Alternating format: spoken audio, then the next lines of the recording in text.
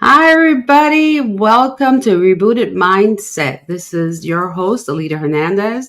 And today's podcast, I'm going to be talking about aging gracefully and exactly what that means. So I hope everybody's good. I haven't been around for a little while. It's just been a lot of family things and moving. I mean, it just a complexity of life that I have been overwhelmed with a lot of tasks and producing these podcasts are not that simple. People might think it's really simple just to come on here and talk about things, but it really isn't. It's a lot of research and time that goes into this. So just get into it. So in today's discussion, I'm just exploring the complexities of living longer here in the United States and beyond, exactly. And also financial costs that are associated with it, with aging, dealing with diseases also that affect as we get older. And there's a lot of things that we have to think about that we don't even realize it. We really don't talk about this when we're young, or we don't get educated when we're young. So, and that's an issue that they should have this in school to understand that when you're 18 years old, you're not even thinking about when you're going to be 50. 50 is old at 18, right? As you can remember, we're all been there. So now that I'm almost 60, I'm going, wow, like times change, your goals change. Things that you worried about at 18 is not the same that things that you worry about when you're 60. So, and I've seen, and I talk about these things from doing research and also just life experiences because I have elderly family and some of them have been sick and different things that have happened in my life that I like to share with you just to have an understanding and be prepared. And like I said, this show is for everybody because everybody needs to hear this. The young need to, especially the young need to hear this. And if you're already over 55, then you really need to listen to this because some things you probably don't even know about or haven't done yet. So, currently, just to let you know, in the United States, we are living longer. So, in the demographic, we have a shift. Then they say by 2060, there will be nearly 100 million Americans aged 65 and older, approximately doubling the current number. So this is from census research that I have done. And because of that, financial costs, longer lives mean increasing healthcare expenses, pensions, social security payments. So there's a balancing these costs, which become an issue also because now I haven't done research totally on our social security system, but I've heard it's not that great. So I don't know how many people will get to ever see their social security money because they're saying at one point it's going to be exhausted because the more, even though you've been paying into it for so long, like I've worked for so many years and paid into social security. So what happens to my money? Like what happens when I get to the age and I need my money and they tell me there's not money? Like where'd all the money go that I put into it? Right? It's a good question, right? Also, there's a lot of inequalities because not everybody benefits equally for longevity, right? Income, wealth, and well-being disparities persist. The other thing too is healthcare and chronic diseases. Aging populations experience higher rates of chronic disease such as Alzheimer's, heart disease, and diabetes. Now, I don't like this statement that I have found researchers are saying, as you get older, you get these chronic diseases. Now we need to talk, and that's why I like to talk on Rebooted, is we need to talk about not getting these diseases, right? How to stay healthy so you don't get Alzheimer's and diabetes and heart disease. So there's things you can do. And I've proven it with my family members here that both my aunt, the two aunts that I have home, both were taking medication for high blood pressure, cholesterol, memory. Right? Currently, they're on no medication. Their blood pressure is good, their cholesterol is perfect, and all due to the fact that I changed their eating habits and try to get them to do more exercise, which is a challenge sometimes. and they do like word search games to stimulate the memory. I try to get them out to like social events, dancing, reading. They're really not into the reading. I tried, but artwork, anything like that, but in a social setting, just to keep the mind stimulated. And also, okay, so number five, workforce and retirement. Longer lives impact patterns of work and retirement. So we have to look at that too, right? And then the last one, number six, social support networks. So many families change, and you become disperse, So you have to see who's around. Like some family members, you might lose. They might pass away due to sickness or just age. So it's really incredible that these numbers. So right now, like I said, the U.S. experiences a significant increase in older population due to the fact that we're staying healthier and living longer. So the number of people age 65 and older is projected for 95 million by 2060. Now nearly doubled to 52 million since 2018. So we are living longer. Life expectancy rate, they say the life expectancy rate is 78 years old is the average age, which has increased significantly because when my parents were young, it was only probably in the 60s.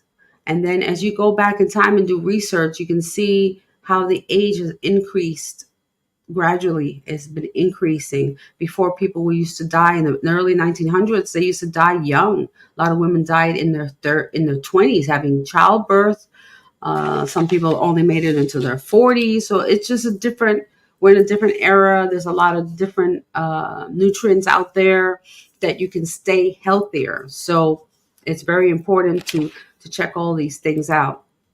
Let's see what else. Sorry, I was just checking something here that I didn't check before. All right. So anyway, so I continue. So talked about life expectancy. So health and wellness, okay, my biggest thing. So chronic conditions, heart disease, diabetes, arthritis. There's so many things that the doctors tell you about. So my opinion, of course, this is my opinion from personal experience. I'm not a doctor, and I just do my research and give you the best advice that I can. So please make sure that you always check with your doctor before you do anything. If you have some chronic disease and you're taking medication, I don't want to tell you, okay, just stop taking medicine. So you need to, everybody's different in the sense of you're going through different things and different. So I'm having this glare in my glasses. I'm trying to like find a spot. I got new glasses and the glare thing's not working. So anyway, so there's a lot of diseases. Now, I'm going to give you an example. So what I have found is I do not like medications. I do not like anything that is man-made medication in a pill. I don't care for it. There's a lot of chemicals, a lot of things that we don't even know what they are. We just trust the doctors that they're going to give us medication like, "Oh yeah, that's going to fix it." No. Our Western medicine is about the maintenance of a person, like masking diabetes or maintaining yourself, but never curing. It's never curing. Hey honey, thanks for watching. um so anyway, so they're not here to cure diseases. They try to stop things. They do surgeries, and the doctors try heal you, but it's really not it's not really healing you. So my thing is that there's always a way to get your body better. The thing is that what you eat, what you drink is very important. So right now our water system in most houses is not good water to drink. When I was a little girl and I lived in New York City, We had one of the best waters, and I know people say, "What are you talking about?" Yeah, water. I came out with the New Yorker. The New Yorker came out on me. Can't hide it. Um, so I used to take just a glass and just put it under the faucet in New York, and that water was ice cold and crisp, and we would drink it because I think it came from the spring, so it was had minerals and things like that. I don't know about now, but have you tried to drink the water out of your faucet? The water out of the faucet has chemicals, and if you don't know what's in it, you can go to your city website and look up the water treatment for your city, and it will tell you a list of chemicals they put in the water. Okay, you'll be astonished to see what's in there. And sometimes there's so much chlorine that you can actually smell it when you put the faucet on. You can smell it. So either you can try to get you can get in a pricey water filtration system for your house, or you can get like a Brita or something smaller that you can actually filter some of the water and drink it. I haven't done fully testing on everything on which is better, but what I've discovered is that we've even tested some bottled water, right? Tested some bottled water and found out that some of the bottled water wasn't very good. That the chemicals in the water weren't great as well. And so anyway, um, so the bottle, even some of the bottled water is not good. I found out that also that like Zipperhell water, which is spring water, because it has minerals, natural minerals, that actually better for you because you need minerals in your water. A lot of times these bottled water, the purified water, distilled water, all this stuff, it is stripped of every nutrient. So you're just drinking water, like just water with nothing in it. So you have to put some alkaline in the water. So um yeah. So anyway, um there's a lot of minerals. There's you need the minerals in the water, so that's why there's mineral waters that you have. You can buy mineral waters. Yes, it's more expensive and things like that, but it's better for your health. If you go to like a European store, there was one in down in Deerfield when I was there that that it was called a Euro store, Deerfield Beach, and they have like a whole section of mineral waters from Poland, from different countries, Czech, I don't know the other countries they have, and they're very very good. They have natural minerals. There's like springs. I know there was a famous spring in Czech Republic near Prague that people would go just to go in the water because it had like healing properties, right? So people would go just to fly to this country to go into these mineral baths. In Puerto Rico, where my family's from, we have the Baños de Camuy. And in Camuy, they have these mineral baths and they're natural. There's rock, right? Rock, like pools, natural rock in the mountains, and the water is warm mineral, and you can go in there and bathe in them, and it's amazing. It's really amazing. So water, very important. You have to hydrate yourself, not dehydrate, sorry. Hydrate yourself. I right now, since I usually get up and I don't really eat right away when I get up. Right now I'm having my protein shake, which is mixed with some fruits and vegetables, and it's very good. So I have that as breakfast. I have this little nice cup that my friend Kelly gave me, and it says, "Let that SHIT go."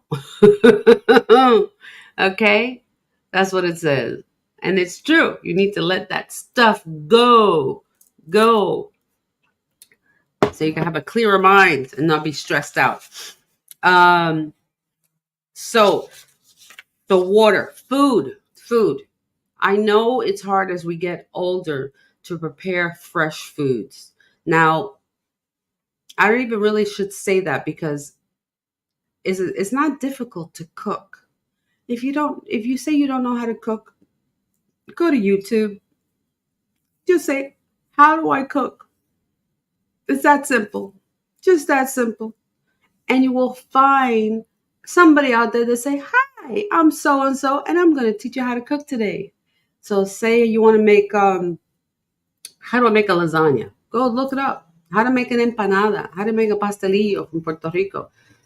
How to make arroz con gandules? I mean, there's so many things you can make. How to roast a chicken? How to prepare vegetables that are healthy? Just just use your phone. Everybody has a phone. Use a phone and try to get some information for yourself. Don't depend on the doctors. I've been to the nutritionist at the doctor's office, and they help you, but they just give you like the general breakdown.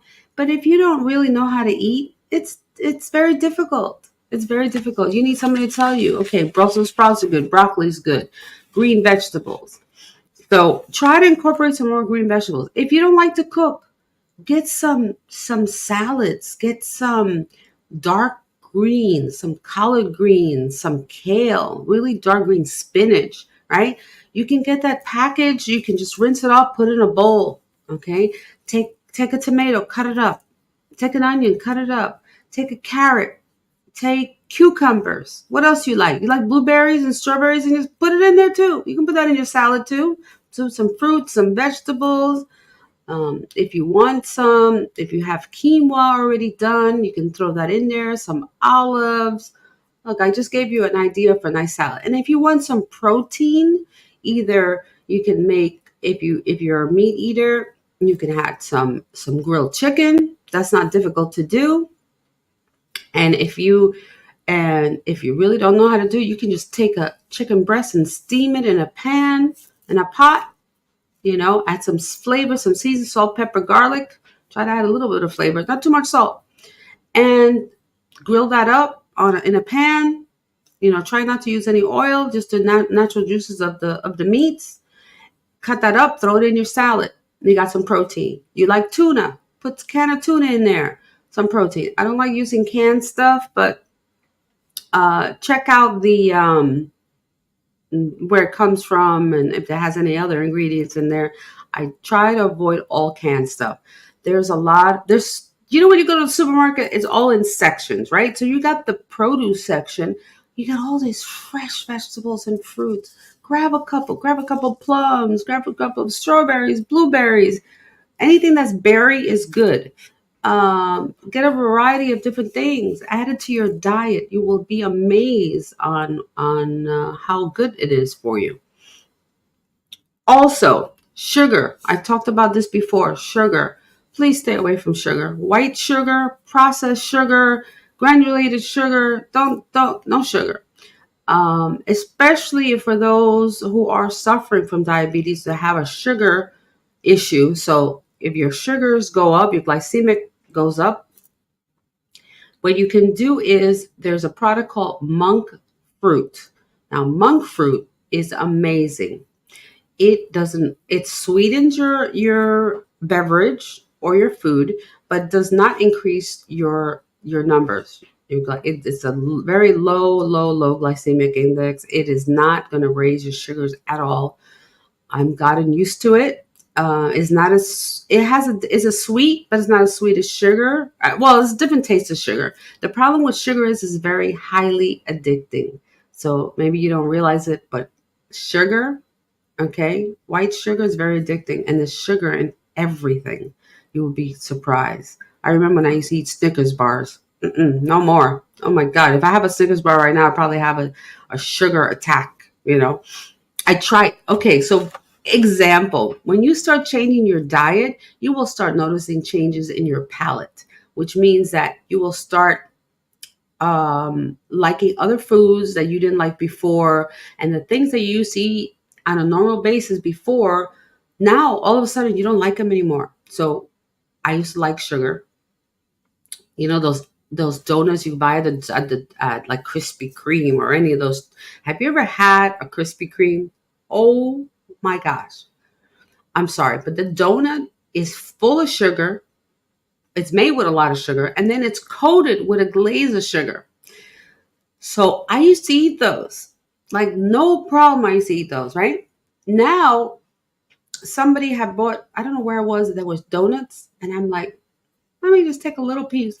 I cut, excuse me, sorry, I had to yawn. I cut a piece of the donut and I put it in my mouth, and I literally I think I was shaking the minute I tasted the sugar. It was so strong, the sugar in the donut, that I couldn't take it. I had to spit it out. I could not eat it.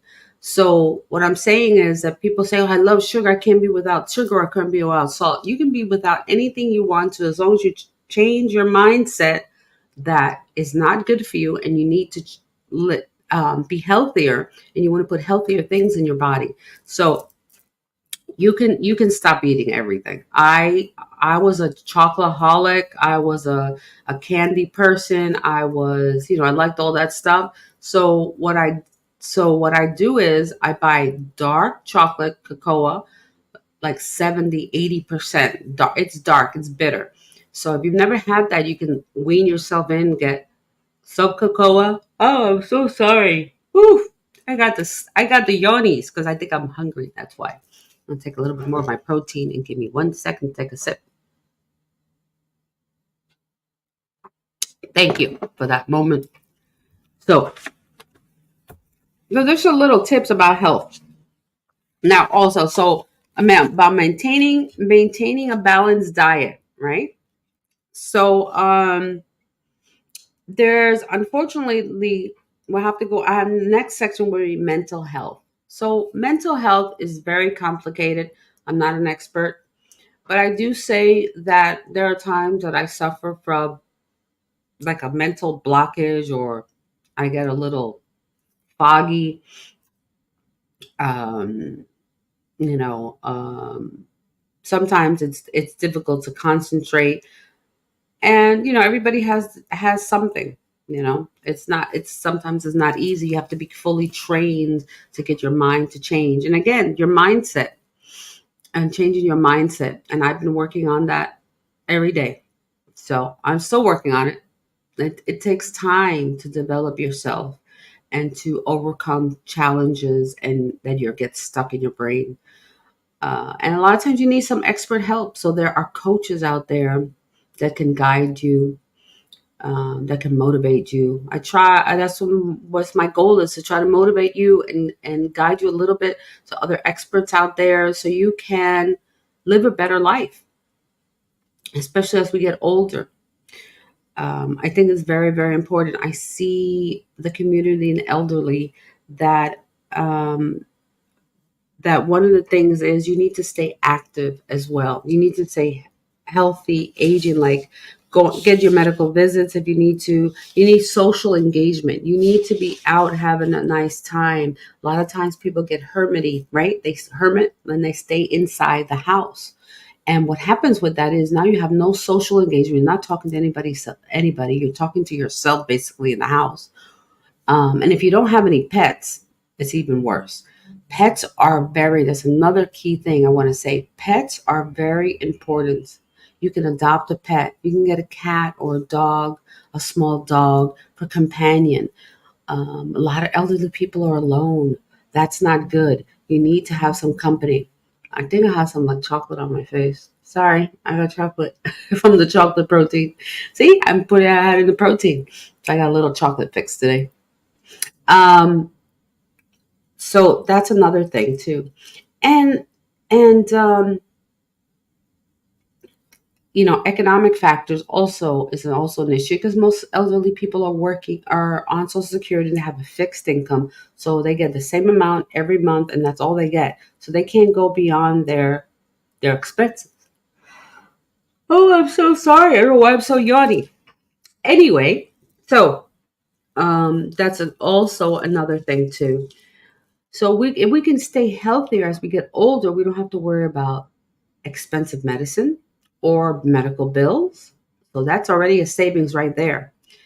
We can do some walking on a daily basis, and do need vitamin D. You need some sun. I know some people suffer from cancer, skin cancer. Um, and different types of other cancers. But there's a lot of things you can do to change that factor.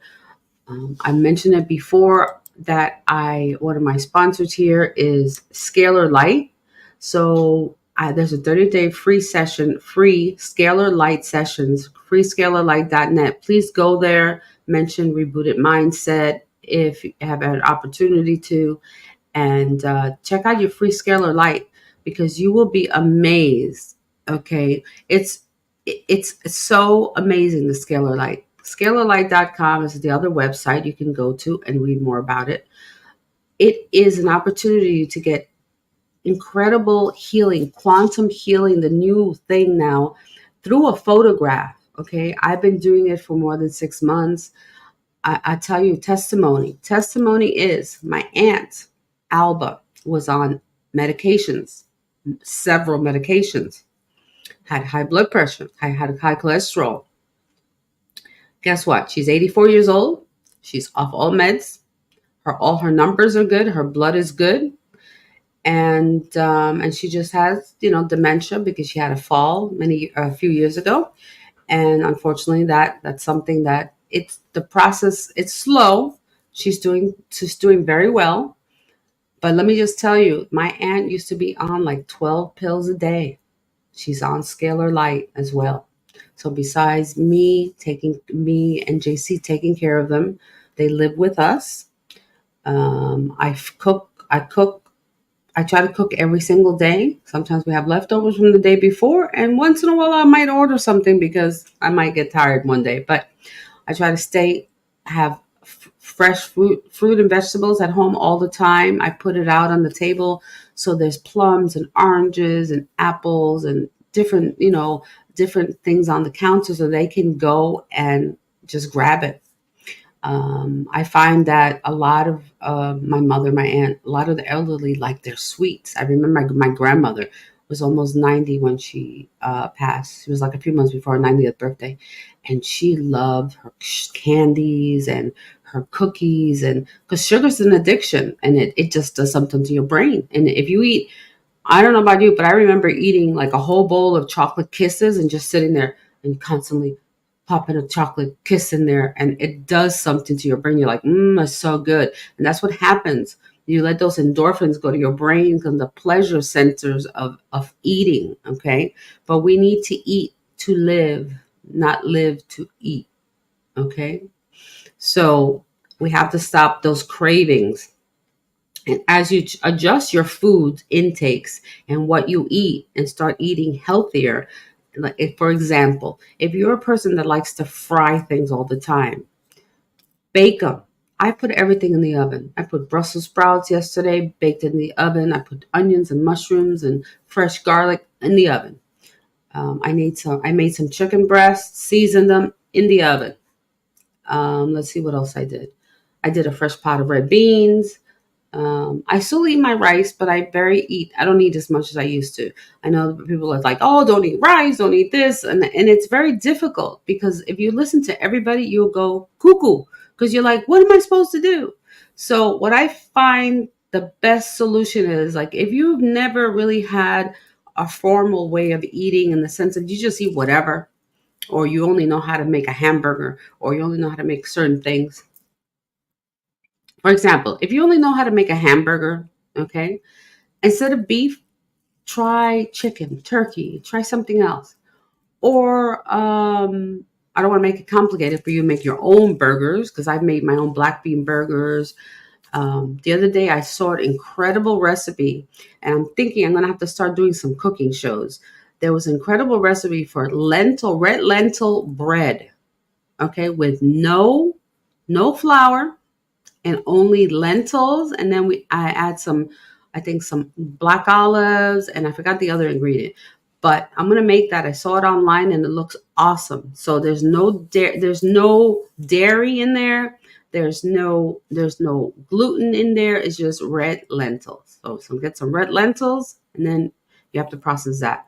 So there's so many alternative things for food, and unfortunately, our society doesn't help us. So if you go, for example, if you go right now, you're home and you're like, I want something delivered. Because sometimes I get tired and I don't feel like cooking. But guess what? The alternative doesn't work for me, because if I go to any of the apps that deliver food, without mentioning names, if I go on there, the first thing that comes up is pizza, Chinese, pizza and Chinese, and fast food like McDonald's, Burger King, all that stuff. That's the first thing that happens. If you want to put healthy, I put healthy. There's like one place maybe 45 miles from here or something. So the issue is our society is not. Some places are adjusting more, depending on the density, right? So if you're down by Miami Beach, there's a lot more vegan places, a lot more healthier choices, because they know that people down there are looking for those options. Okay, so if you go into the heart of some major cities, you will find an alternative to foods. But if you're in just a regular city, okay, I'm going to give you an example. I went to Texas. I was in Dallas, Texas. So everything was Tex-Mex, right? Everything was Tex-Mex. Everything was barbecued. Everything was beef. I was like, is there a vegan place somewhere? They looked at me like I was crazy. What do you mean you don't eat meat in Texas, right? So, I mean, there's always a way to adjust food. Like you can order something and go, I want everything except I don't want the meat. And they look at you weird, but who cares? So if you don't want the meat, don't eat the meat. And if you want it just grilled, ask for it. Restaurants are there to cater to the customer. So you can go somewhere and ask for a grilled chicken. And like, for example, Applebee's, which is a chain of restaurants, has alternative healthy food that you can ask with no salt in them. And so that's a good alternative. So there's a lot of different ways you can try to adjust to food. I'm not saying that it's going to be easy, because especially if you come from a background of any kind of culture. So, for example, every culture has their staple of food. I'm being Puerto Riqueña, and my family being from Puerto Rico. There's a lot of rice in the recipes, a lot of rice and beans. But we do eat a lot of beans, a lot of protein, which is very healthy. So instead of the rice, if you really don't want, I don't use regular long grain rice anymore. I usually use jasmine rice because I like the flavor better. But what I've done is, instead of, for those that can handle eating the beans, the red beans without white rice, or an alternative to that, I've made quinoa. And with some spices and stuff like that, and I put the beans on top of it. It's awesome. It makes the quinoa taste better, because quinoa has like barely any flavor, so you do need to add lots of flavor to it, or sop it with some beans, right? Black beans, red beans, whatever beans you like. So there's always an alternative. So and I've been experimenting with, like, we make pastelillos, right? Or empanadas. I had this discussion the other day about that word, that every culture has a different word. They're like the little meat patties, right? Jamaica has meat patties. Puerto Rico says pastelillos. Um, some countries say empanadas. Argentina says empanada. I don't know. Every country has something different. So most of the time when you go out, they have chicken, beef, pork, right? So you can make it with spinach and mushroom. You can make it with any other vegetable you want. So you can make them differently, and you don't have to fry them too. You can always bake them. So you can buy the dough already prepared, and they have it for baking only. And you have to look on the cover. So okay, so I want to go back to aging. So aging, I find ageism, right? Or discrimination based on age affects many older adults. It can manifest in the workplace, healthcare settings, and media representation. So, what I'm finding is, I do see some alternative in commercials now that are showing more aging population being active, playing golf, doing exercise, running on the beach, doing things like that, which I'm happy to see, because it is not the age of my grandmother back in the day, that was a homemaker and did everything at the house, which is a lot of work. Because let me tell you, I'm in home and I've been doing much more stuff at home than I do at a work setting. Let me tell you, um, they didn't have the lifestyle that we can have now. Even though they had fitness, my grandmother had. I always remember this. My grandma Diosa from Puerto Rico on my father's side. She she used to watch Jacqueline every morning and do the exercises. It was awesome. So, but I find that since I'm getting older and I take care of my family and have a lot of elderly relatives, that I find that people in common out there do have a discrimination of older people, like they're discarded, like not useful, and we're not seeing the wisdom that we can get from elderly people. Okay, I have always been in my family. We always take care of each other. So we took care of my grandmother till she passed, and she died home. And like I said, she died like a month before her 90th birthday. And my mother's 86. My aunt is 84. And I have other family members, younger and older, that we try to take care of each other. And it's not easy. It's not easy to be a caretaker and take care of family. It's challenge, because unfortunately the memory issue is when you have a memory issue, it's really, really sad. I see it on a daily basis with some of my family members, and it's hard because they don't realize that they're forgetting stuff. Sometimes they do, but and then the times that they do realize they're forgetting, they get angry and they get upset because they notice something's not right. And unfortunately, the brain has a mind of its own, right? The brain is doing what it wants to do. So we have to try to keep it healthy. And the biggest thing that I found in my research is the reason the Alzheimer's and dementia start getting worse for elderly people is lack of oxygen to the brain, because they're not doing anything. They're sedentary. They're sitting, right? They're sitting all day. They're they're not moving their bodies. They're not getting oxygen and blood flow through their bodies. So they need to be up. They need to be walking around. They need to enjoy the outside. They need a little help with that stuff. And you need to stay active. You need to stay moving. Sometimes I don't want to move either. I get up lately. I've been getting up in the morning and my body is like somebody beat me up in the morning. And I know it's because I've been doing a lot of stuff, and then it comes out in my body, working. I haven't been working out as much. So that's one thing that I've put back on my agenda, to take care of myself, to get some more oxygen to my brain, and also walking. Now, I live in South Florida. It is very hot. So please, I suggest that if you live in South Florida, if you're going to walk, do it early in the morning, like 7 in the morning. Okay, do a half an hour walk if you like, or maybe 7 o'clock at night. That is still daylight and it's not too bad if it's not too humid. But try to get it in. If not, there's exercise you can do at home as well. So there's people have bands. They have. Hi, Sandy, ¿cómo está? No stress. Well, yes, that's one thing that you need is no stress. But I don't even know how to avoid stress is another issue. But one thing I do say is being grateful. I do get up in the morning and I am very grateful that I'm alive and that I can come here and speak to you guys and give this message out to the world.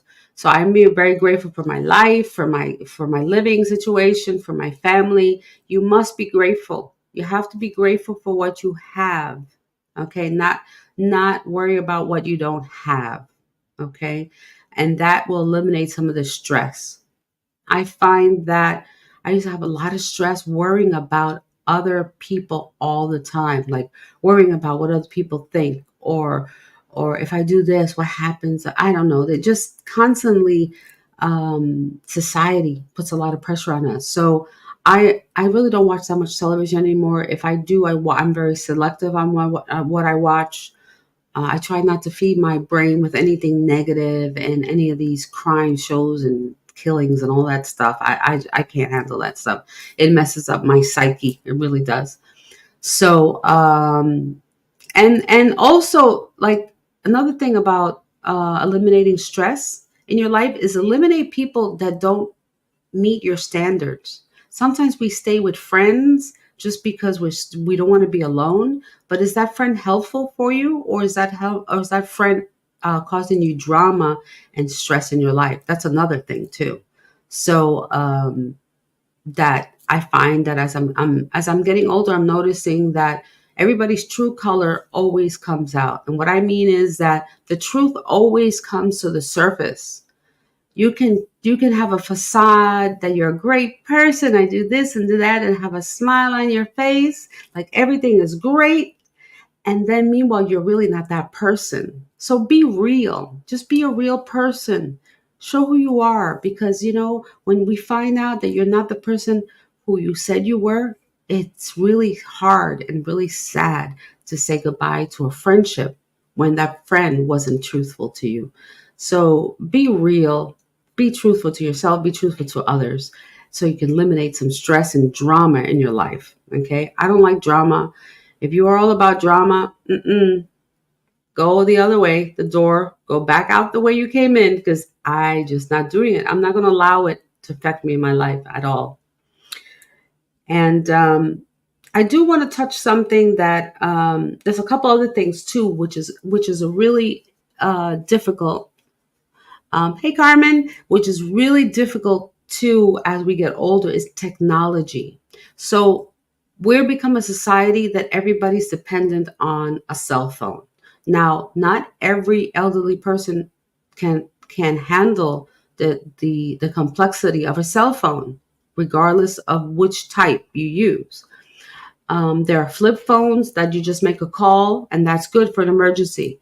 But then there's a lot of stores now, and a lot of things that you have to have a smartphone, which it's really hard because when I remember as a little girl, we used to pick up the phone and call customer service. Like, you wanted something at the store. Hi, this is so and so. Oh, hi, yeah. I need this, and that, and can you deliver that to me? Oh, sure, no problem. Wow, you got a person on the phone. You can actually tell them what you want, and they'll deliver it to you. There were things like that. Um, but now, get a person on the phone. You don't get anybody on the phone. Nobody. It's press one, press two, press three, and then follow all the prompts, and then it'll direct you back to the internet page on the computer or on your phone. So that's another issue that we have to try to see what we can do to help our elderly population. How can we help as a business? How can we help them to make it simpler for them? Make it simpler for them to get the things that they need. Because right now, if you're home alone and you want to order groceries, you have to go to an application like a Instacart or DoorDash or some Uber Eats, like some kind of application that is a delivery service for food. And then you have to go in there and pick what you want to order. And it can be very challenging. I get frustrated. Okay. And I have a technology degree. So let me tell you, for a person who didn't grow up with technology out there, it is very difficult. So we have to find alternatives for the elderly. And my biggest concern about aging gracefully is the treatment that society gives to all elderly people. Okay, if you see a person in a walker, in a cane, they're suffering, they can't walk right, be compassionate, be kind. You don't know what they've gone through. You have no idea. You have no idea. Okay, we don't know what anybody goes through on a daily basis. And then you see people and our human nature is to automatically criticize. No, we have no right to criticize somebody else, what they're wearing, what they look like, how heavy they are, or how thin they are, nothing like that, right? Because we don't know where they've come from. You don't know what they've gone through. I have no idea. Um, and that comes to, like, with homeless people. That's a whole nother subject which really touches my heart. But the elderly really touches my heart because as I'm getting older, I'm worried, like, what's going to happen if I make it to 85? Will I be able to walk okay? Will I be able to take care of myself? Will I have my memory? Will I remember you? Will I remember myself, how to take care of myself?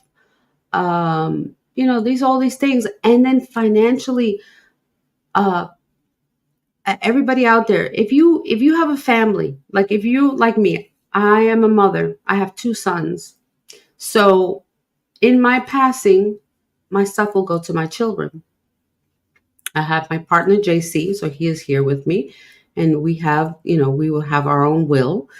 So when we die, that our children will benefit from whatever we have. So now, say you don't have any children. Maybe you have a niece, or a nephew, or somebody you want to leave something to. You have to have that in writing. So big thing you need to worry about. Life insurance is basically, if you want money for burial, get a simple little policy. If you want a little bit of money just there, if you don't have a burden your family. The rest, seriously, as another, like, we talk about all these things that we say that everything's like a scam, all these things that charge you money. So funeral homes, they charge you an enormous amount of money. I went through it, one process with a family member, and let me tell you, everybody has a different cultural thing, but honestly, once you're past, your soul, your spirit lives on, and it moves wherever. I don't know where it goes, but your body form is gone, right? So we just have to dispose of the body. And it's not being disrespectful, at least from my opinion. This is my opinion, okay? This is my personal opinion. I rather have them cremated, ashes to ashes, dust to dust, they say. Okay. And we're done. Bury the urn if you want, keep the urn, spread the ashes, do whatever you want with it. That's just my personal opinion. But spending $25,000 for a mahogany box with silk lining, with a pillow, and have a makeup and suit and everything like that to put them in the ground, I'm sorry, I can't. I can't do it. I won't do it. But these are all expenses. These are all expenses that come after you pass. But there's things while you're here that we need to try to see how we can help our elderly. If any investors are out there and willing to go on a venture to open up some assisted living facilities in the surrounding cities here in South Florida, let me know. Hit me up, because there is really a lack of support for our elderly. There's the housing is horrible. The housing, it looks like a hospital setting, or a prison ward. Like, what are you doing? Elder people, we're all people. We want to live our last years in dignity, with respect. So we need to show that to our grandparents, great grandparents, or any elderly person that's out there. So I really believe that the housing needs to be better. They have facilities out there. First of all, assisted living facilities are super expensive. Okay. And I'm sorry, but it's absolutely ridiculous. If you're getting full support nurse and staffing and things like that, there has to be a way that there's some subsidized money somehow for elderly people. Government doesn't want to do that, but they have a lot of grants and a lot of funding out there. So find out if there's some funding out there to open up assisted living facilities, or any kind of thing for seniors, because it's really the things out there for seniors is very few and far. There's some retirement communities that out there, but again, expensive.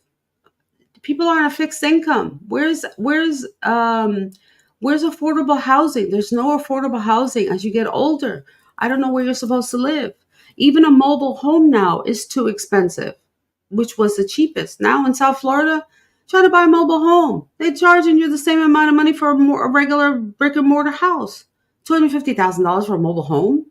That's ridiculous. And then you still have to pay the lot fee. I mean, I don't get it. There has to be a way we have to establish something to take care of our seniors. If we're going to have, and what was the number that I said to you before?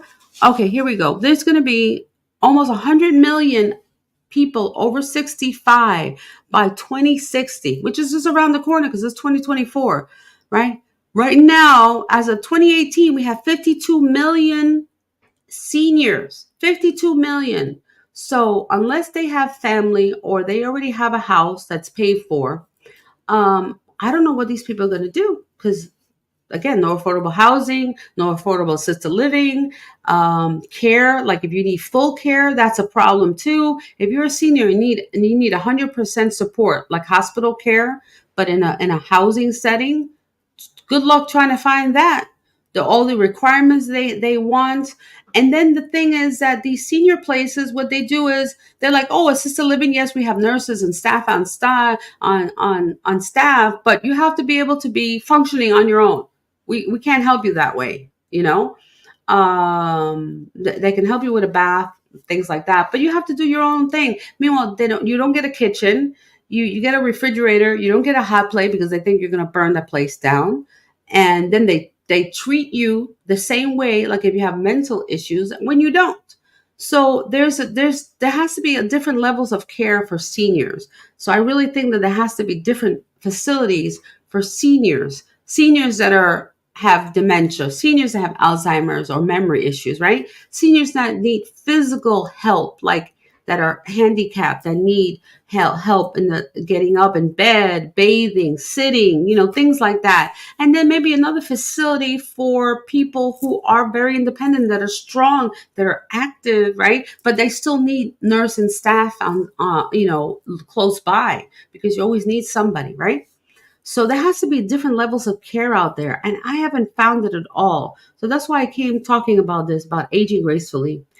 And also, a lot of youth doesn't want to take care of their parents, and that's just a cultural thing, how you were raised and everything like that. I was raised to take care of your own. So being that is still difficult, because, for example, if for some reason, I'll just say my aunt's memory got worse and she cannot function, like she cannot bathe or she can't get dressed, or I need to feed her, things like that, then I need help, right? But where am I going to go? Where am I going to go to trust somebody to take care of my aunt? Okay, let alone my mother. Like my mother, I can't release my mother to anybody. Are you kidding me? To think that they would mistreat her or something like that, I can't even fathom the thought. So think about it. You're going to be old too. Think about what's going to happen when I'm up there, when my children who are young in their 20s, what happens when they're 80? Like, have you thought about who's going to take care of you? Or are you going to stay independent and healthy on your own so you don't have to be dependent on anybody? And so we need to start as soon as possible to take care of our health physically and mentally, emotionally, spiritually.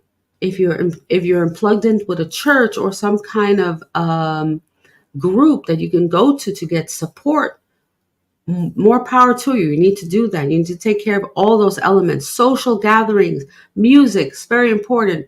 Art. Some places have community centers for seniors. That's another thing too. There's lacking community centers for seniors. And in a lot of these community centers, it's only for the active senior. That's another issue, because I haven't seen anything for seniors that are disabled, or let alone disabled individuals as well. So there's a disparity on care out there and what's available out there. And I just want to just keep supporting you guys and support your family. So I want to touch base before I end the show today a little bit about financial issues as you get older. So I'll give you a good example. So I have a couple of experiences with a family member who had a reverse mortgage. Now, what a reverse mortgage is, say you're alone. Okay. And this is the key thing. If you're an individual, say I'm 80 years old. Okay. And I own my house. Well, I don't own my house. I have a mortgage. Okay. And I'm paying, say, $1,000 a month. All right. Now I can't pay that $1,000 a month because I'm retired and now I'm on a fixed income. So that $1,000 a month is like my check, right? So it doesn't leave me much to eat or pay bills and things like that. So the reverse mortgage comes in and says, hey, we can help you. So the reverse mortgage comes out and says, we can give you a reverse mortgage, which is exactly what it is. Say you owe 100,000 on your house, but you can't pay that anymore. They come, they will mortgage 100,000 you owe, right? Your house is worth, say, 500,000. They say, okay, we'll give you, we can offer you another 200,000, like a line of credit kind of thing, right? And then um you have an interest on that amount. So what happens is, as the years go by, say it was only 100,000, and then you borrowed a little bit more. Say you had $200,000, right? That you now have a loan for, a reverse mortgage loan, which means that the 200,000 plus the interest rate, which gets tacked onto that, okay, on a monthly basis, not even monthly, it's daily. It accrues daily, like it's ridiculous. The amount of interest that accrues with this reverse mortgage, they keep tacking it on. So you don't make any payments, but you're at 200,000, 250,000, 300,000, 350,000, and it keeps going up and keeps going up. So now, for example, I have a family member that decides, hey, I can't really, I'm living beyond the years that I thought I would. And now, um, my family's taking care of me, but I'm going to lose this house because, well, you think you're going to lose a house because I have a reverse mortgage. Okay, false. You don't lose your house. If you have a reverse mortgage and the payoff now is, say, it's $400,000, but your house is worth $1,000,000. So guess what? You have the legal right to put your house on the market, sell your house. Say you sell it at $1,000,000, you pay back your loan at 400,000, and plus whatever fees you have to pay for a closing, and then the rest of the balance is yours. Now, the key thing about that is, if the balance is yours, say you come walk away with, say you walk away with 400,000, just a flat number. Now you have to be able to find another place that you can live, that is, you can pay cash, right? Pay it in full, and then you can still have some money in the bank. So if you do the reverse mortgage, what happens is, if you don't do anything when you die, then the usually you have to have a will that says the house goes to somebody else or whatever, and then they have the opportunity to sell the house. But never think that there's no options. There's options. Now, with that said, if you need help with any housing information or anything like that, please contact, oh, and I don't have her information here. Okay. Please contact the Gonzalez Property Group. My friend Arlene Gonzalez, she's a broker in 3 different states: New York, New Jersey, Connecticut, and Florida. Sorry, 4. And you can reach her at, and I'm sorry, I'm just looking up the thing because I didn't have it on my screen. The Gonzalez Property Group, it's 718-650-0290. I'll put her number on the screen here again, 718-650-0292. She can help you. The Gonzalez Property Group, Arlene Gonzalez, and she can come and help you with the reverse mortgage, sell your house, get you a new place, wherever you want to live. She does miracles. She helped my family member with the reverse mortgage. It's incredible. I have another family member going through it too. So, we don't think about the people we'll leave behind. We have to think about the people we'll leave behind. If you don't have anybody to leave behind, you can leave monies to charity or things like that. But the reverse mortgage is a very tricky thing, because basically, if you don't do it right, the government will take away your house. Because now a lot of the reverse mortgages are going to HUD, and HUD is the government. So if you have a HUD loan, your house will go straight to the government. Okay? I don't like that. Okay? Keep it in the family. If you need help, again, the Gonzalez Property Group at 718-650-0292. Ask for Arlene Gonzalez, and she can help you with that. So I hope you think about a little bit about getting older and the things that you have to go through. I've seen a lot of elderly people still working at Publix, at Walmart, and different places. I don't know about you, but at 85 years old, I don't want to work. Okay, so we need to do something now, early, so we don't have to keep working because we don't have enough money um, to live. That's what we're going to have to do. And I don't want to do that. Um, so I really appreciate you guys. I'm testing this time out at noon. There was a couple of people on, not too many. I'm trying to figure out what's the best time. Usually we do it Tuesday at 6 p.m. So what I'm gonna do is this will be out for everybody. So the replay, don't forget to go to the replay. And let me see if I have, I remember, go to Rebooted Mindset. Here we go. Replays are Rebooted Mindset 555 on YouTube and also on all platforms. I know Google Podcast is closing down and is going to YouTube Music or something like that. So you'll find us there.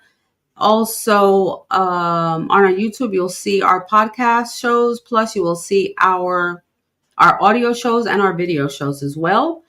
Also, please subscribe to our channel. I really appreciate you. Really appreciate you if you can subscribe to our channel because it makes a big difference. If you can subscribe to YouTube on Rebooted Mindset 555 or my Instagram channel, or if you're on Spotify, Apple Podcast, please subscribe to my podcast. I really, really appreciate you. I do hope that my information helps you a little bit. I will continue to bring the best information I can for your wellness. And I am scheduling some more artists or interview expert guests soon. I'm just working on the schedule. I know I did a lot in the past. So I appreciate you, and I hope you like my noon time, and I hope you had your lunch while you're listening to me. So have a great day, and don't forget, it's never too late to reboot your mindset. So have a great day. Bye.